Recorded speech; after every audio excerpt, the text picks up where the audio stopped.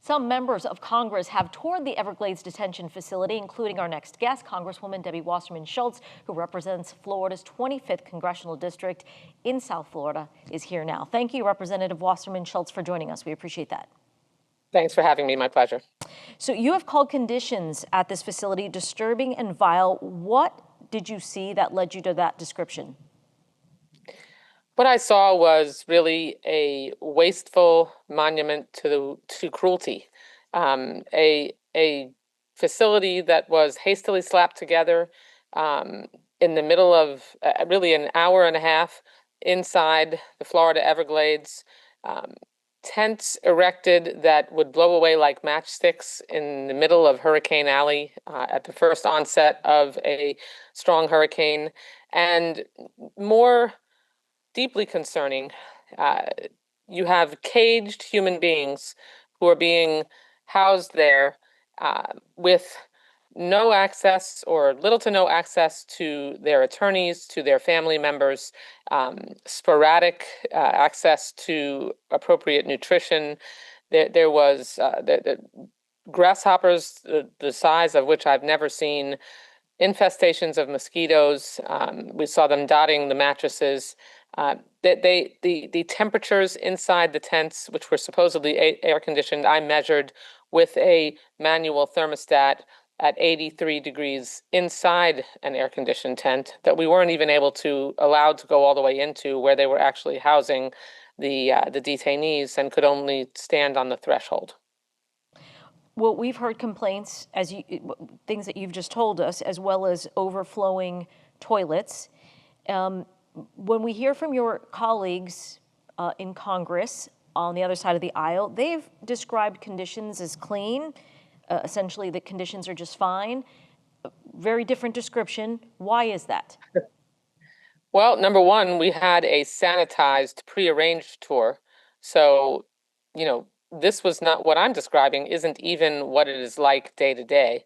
The Department of Emergency Management got wind that the members of Congress were planning an unannounced tour, which we are entitled to under federal law, actually federal law that I passed. And they hastily threw together a prearranged tour. And frankly, the impression of those state legislators are just simply the reflection of their being part of a MAGA cult, the willing to say and do anything just to be supportive of Donald Trump. It is shocking that they would step to a podium, which I witnessed them do, and blatantly lie about the things that I know we saw. It's incredibly disappointing that there would be so little respect by Republicans in our state for human life.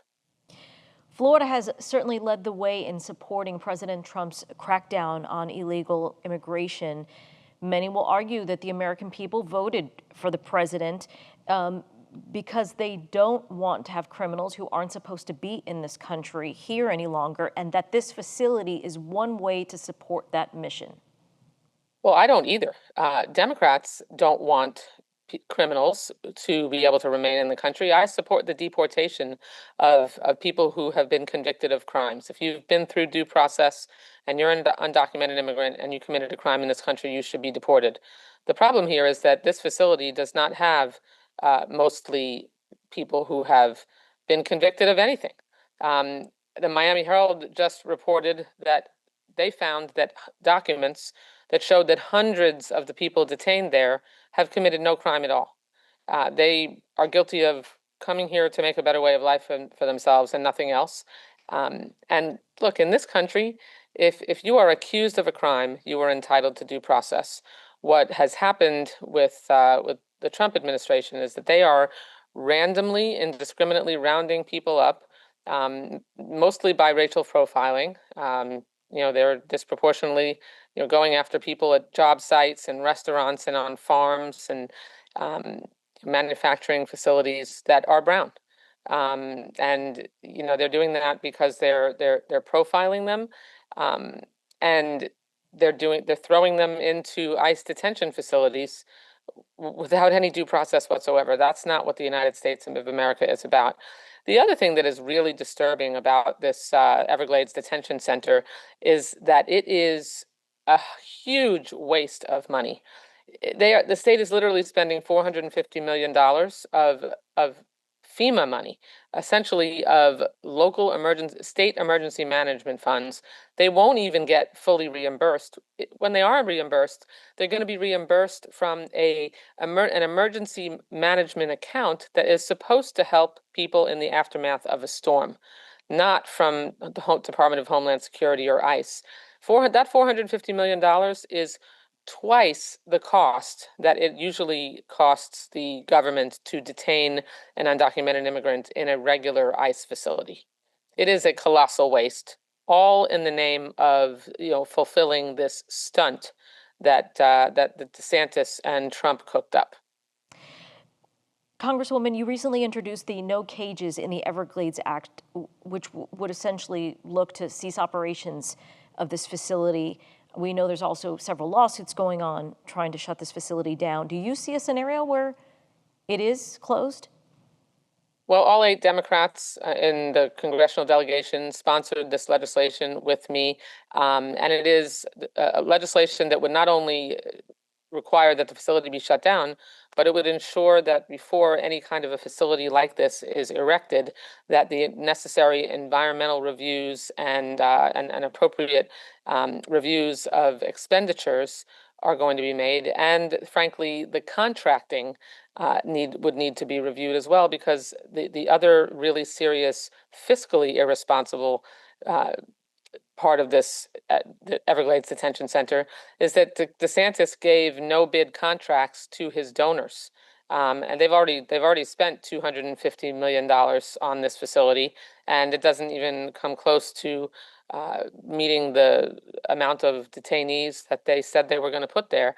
And they're essentially been shifting detainees around, from what I understand, from other facilities, and the ones that they've rounded up off the street without any due process at all.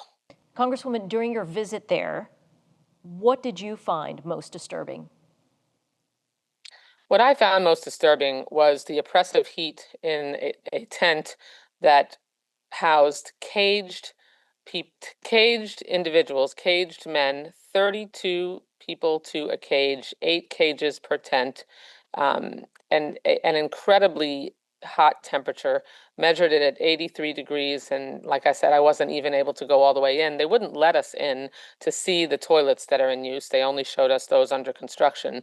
But I mean, this is a bug infested, really hot facility that is dangerous because it's in the middle of a storm, and that is grossly fiscally irresponsible and inhumane, housing people who have not committed crimes like President Trump promised he was going to prioritize. So they just continue to lie and pull stunts like this, just really, I think, to disproportionately essentially torture those who they think and have decided don't belong in this country under any circumstances. Representative Wasserman Schultz, we so appreciate your time. Thank you very much. Thank you for having me. Thanks for watching. We've got more great content for you, from news to the arts to the environment. So be sure to like and subscribe to WGCU's YouTube channel and follow us on our social media platforms for the stories that matter to you.